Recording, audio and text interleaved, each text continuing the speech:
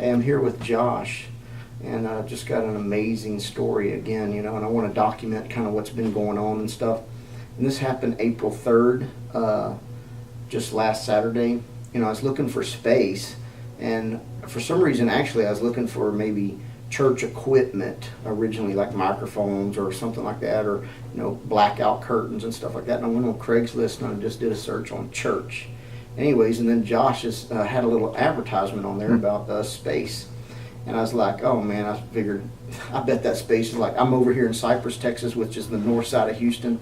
And I was thinking, my luck, it's going to be in League City, because it was a great price, for me just starting out in ministry.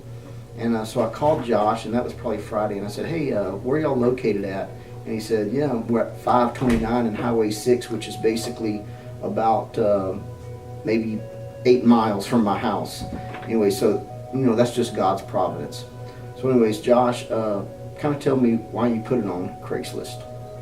I only advertised through Craigslist because I've never used Craigslist before in my life, but the Holy Spirit told me just put it there and I will direct people that need to see it there. And that's awesome. And I called Josh Friday night and kind of talked, and he explained like it was 9 o'clock at night, and because usually getting off of work and then doing my son's game, and that's the only time I could call. And I said, well, I'd like to come up there and see the space.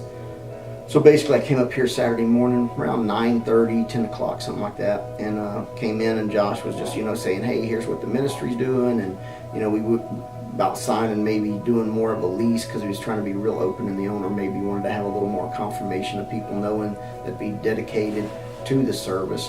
And it was weird, so a lady comes in about 5 minutes into our conversation. I'm just real relaxed on, because I know it's in God's hands. Whatever God's going to do, He's going to guide. So the lady come in, and Josh kind of talked to her, and she had some questions and stuff.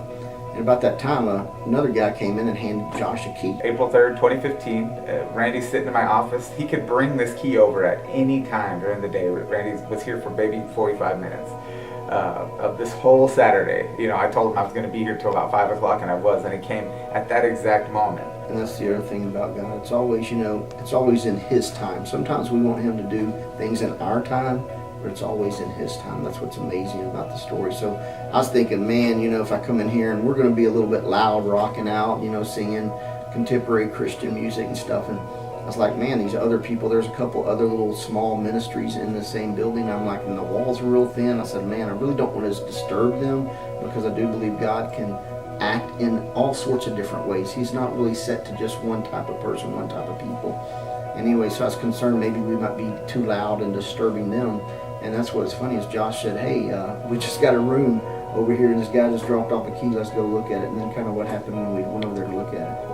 I said, let's go look at this room. Let's go look at this new room, because I hadn't seen it yet. And it was funny, because it was kind of cool, and I thought it was cool that Randy got to kind of see what, without really even interviewing or figuring out who I was or who he was. We could. So then we walk over to the other room, and it's perfect. It's apart from some of the other rooms. So the question of was it going to be too close? Were we going to be too loud? Was answered.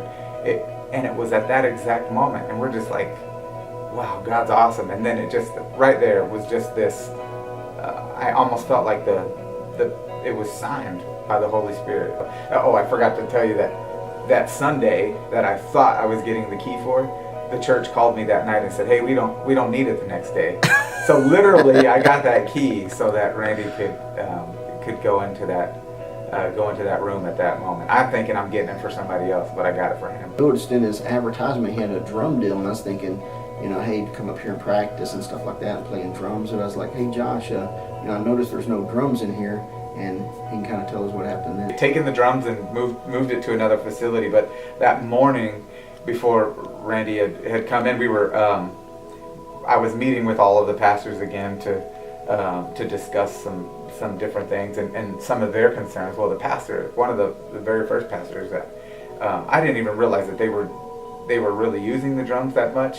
I know they had, but anyway, he says, well, we need our drum kit back. And I said, man, I promise you that I'll get you an electronic drum kit. And I left it at that. It was just, I'm going to get it for you. I don't know how. I was thinking I was going to go to Target and buy, this little, this little Casio $49 drum kit. Well, And lo and behold, like 8 years ago, I was going to take drum lessons myself. And I bought, because I didn't want to disturb my kids and stuff. And so I bought a Roland V10. I don't remember, like $1,800 way back then. And and I used the thing. I mean, Josh says, how dirty was it when I brought it up here? it had dust on it. It looked like it had been in the garage for a while. Yeah, it had been used in about 8 years. And, that's just providence of God. And I remember my wife saying, about, I don't know, 6 months ago, a year ago, you ought to get rid of that. And I was thinking, well, maybe my son might want to play it. I was trying to find every excuse in the world not to get rid of it, And, but there was a reason why, and it's because, hey, being up here in the building, I even thought about, hey, if we get too loud and playing the drums, well, maybe the drums would drown out everybody else's singing and stuff like that where you can't hear the words. And I thought, man, then my electronic drum set, the other pastor needs it. Anybody can use it. You can use it in a practice room, and then I can use it on Sunday morning. So it's just a blessing. I always talk about compound probabilities and how when there's this pile-on of answered prayers, and so not only my prayer was being answered, Randy's prayers were being answered, that pastor's prayers were being answered, and then prayers of future pastors and future people that are going to use this building are being answered through that one meeting. And I couldn't think of how many times. I mean, there was so much confirmation there that it just there's no way that it wasn't God.